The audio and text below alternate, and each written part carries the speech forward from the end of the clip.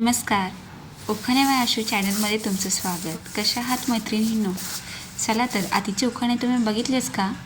नसेल बघितले तर आधीचे 2 पार्ट नक्की बघा. आता मी वटपौर्णिमेबाबत उखाणे सांगणार आणि माहिती सांगणार आहेत. 7 जन्माचा जोडीदार मिळावा म्हणून केला जाणारा सण म्हणजे वटपौर्णिमा. उन्हाळ्याच्या दिवसाला वडाला फेरा मारतात. नवरीची उखाण्याची मोठी तयारी असते, कारण पहिली वटपौर्णिमा. सर्वजण आग्रह करतात तो म्हणजे उखाण्याचा. चला तर वटपौर्णिमा स्पेशल उखाणे बघूया. वडाला गुंडाळते सुती दोरा, वडाला गुंडाळते सुती दोरा, टिंबटिंब रावांच्या आयुष्यात नसावा कधी तोरा. 7 जन्माचे मागणं मागते वडाला, 7 जन्माचे मागणं मागते वडाला, टिंबटिंब रावांचे नाव घेते विसरून साऱ्या जगाला.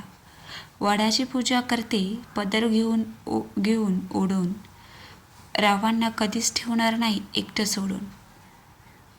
सावित्रीने आणले सत्यवानाचे प्राण, सावित्रीने आणले सत्यवानाचे प्राण, टिंबटिंब रावांच्या नावाचा राखते मी नेहमी मान. वटपौर्णिमेचा सण आणि हातातली पूजा, टिंबटिंब रावांच्या संसारात मी आहे राणी आणि ते आहेत राजा.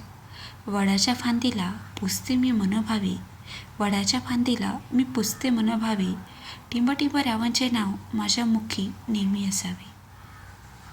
7 जन्माचा पती लाभला मला हाच, 7 जन्माचा पती लाभला मला हाच, टिंबटिंब रावांच्या प्रेमात नाही कसलीच वाच. वडाला मारते फेऱ्या मनात आहे भक्ती, वडाला मारते फेऱ्या मनात आहे भक्ती, टिंबटिंब रावांचे नाव घ्यायला मिळते मला शक्ती. हिरव्या साडीचा वटपौर्णिमेला थाट, हिरव्या साडीचा वटपौर्णिमेला थाट, रावांच्या साथीने चालेल कठीणही वाट. वडाच्या झाडाला पुजते मी मनभावे, वडाच्या झाडाला पुजते मी मनभावे, रावांच्या सहवासात आयुष्य सुखी जाते.